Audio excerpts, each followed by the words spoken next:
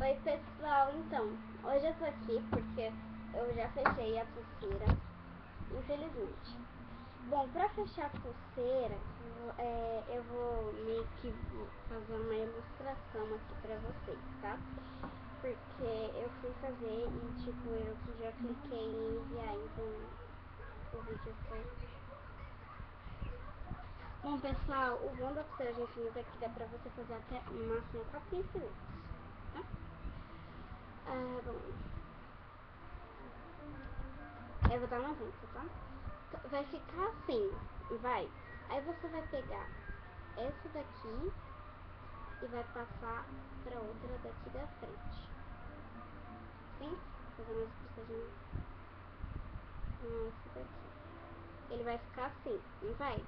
Aí você é só enfiar os S's aqui pra fechar e depois tira daqui e coloca nesse buraquinho aqui da pulseira, que vai ficar um buraquinho aqui. E é isso, pessoal. Um beijo, até o próximo vídeo. Tchau, tchau.